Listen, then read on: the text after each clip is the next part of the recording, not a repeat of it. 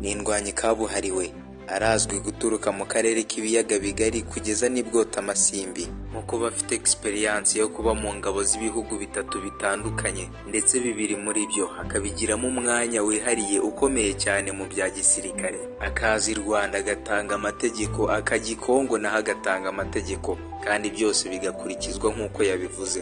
Nk'uko ab'ibwota amasimbi bamumenye kubera operasiyo nyinshi yagiye akora zihambaye, nk'iyiswe operasiyo Kitona yakorewe ku butaka bwa Repubulika Iharanira Demokarasi ya Kongo. Yo ubwayo itanga urugero rw'ukuntu izina rye rihora ryisubiramo mu matwi y'abashaka kumenya amateka y'igisirikare cya Kongo nyuma ya za 1994. Ibyo kuba yarahanganye n'intare akoresheje inkoni nsa, ibyo nawe abyivugira nk'ibyabaye ejo. Retired General James Kabarebe, ndabizi ko umuzi cyane ndetse namwe mu mateka y'urayazi, ariko ngo biba byiza iyo wigiye ku hahise, haba hawe cyangwa undi muntu, haba ari ahahise wahigiraho. Niyo mpamvu tugiye kurebera hamwe amasomo dushobora kwigira mu mateka y'uyu mugabo James Kabarebe. Kugira ngo ubyumve neza biragusaba kwimagina, ese amateka y'uyu mugabo abaye yanditse mu gitabo, icyo gitabo ukagisoma, n'ayahe masomo wagikuramo?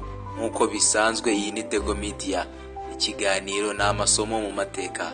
Naho njye wumva, amazina ni Ismael Niyogusengwa, Shirimaka naryo ni iryanjye.